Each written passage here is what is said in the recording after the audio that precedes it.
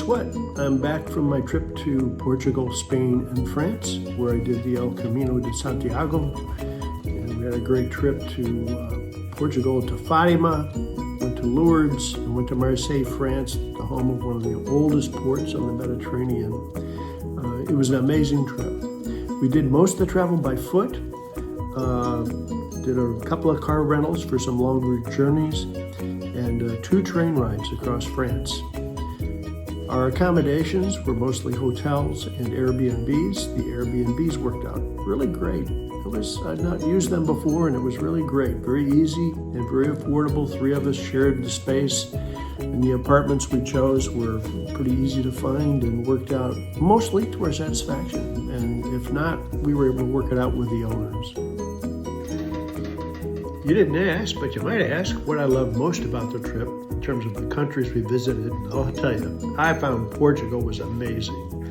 It was the cleanest country, the people were lovely, the food was fantastic, and it was just a great place to visit. Lisbon, we spent 2 days there. Porto, the home of port wine, we spent 2 days there. Those were great cities. And then on to Spain, that's where the Camino mostly was walked.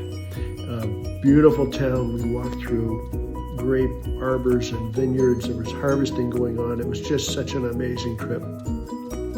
France, I found very interesting. It was not quite as nice as Spain, I have to say, although Marseille was a beautiful town to visit, and I just really enjoyed the street art there. What I hoped to experience most on the Camino de Santiago was to have sort of a spiritual and a physical journey. I found both were just really terrific. The physical part was walking by foot with maybe a 15-pound pack on my back for about 120 to 130 kilometers over 5 days. Our longest days were about 15 to 16 miles, and that was quite a physical experience. In addition, I hope to visit the most famous holy sites that occurred in the last century, and visiting Fatima and Lourdes were really an amazing experience, personally from a Christian perspective. The Camino of St. James is about the bones returned to Santiago de Compostela, Spain, of the bones of St. James. It's not the St. James, or the James who wrote the book of the Bible, James, the book of James. It's not authored by the same disciple of Christ. But that book's lesson is that if you control your tongue, your path through the narrow gate is easier. And I hope I've made some progress on that on this trip. Anyway, would I do it again? Yes. Would I do it with you? Yes. I'd go in a minute.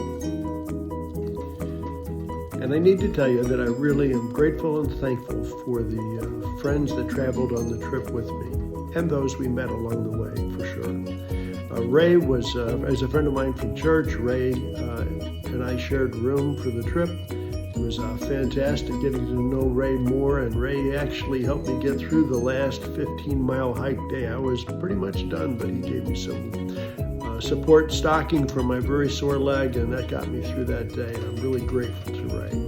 Laura traveled with Ray and I over the 20 days we were on the trip overseas. She had a terrific time, was a great partner, a lot of fun to be with. And sadly for Laura, she lost her mother while she was gone. Her mother was in memory care, and she passed away. And I think being with friends on that trip made it easier for Laura. And just keep Laura and her family in your prayers. We also had great support from Andy, Fatima, and Jorge. These are friends of Ray's from a hiking club in Cincinnati, and they were just wonderful to be with, wonderful to get to know them. They really added a lot to the journey, and it just helped so much. And finally, for all those people we met along the way on the Camino, hundreds, but in particular, a handful of 5 from Australia. To those friends, God bless you. I wish you the very best, and maybe someday we'll see you down under.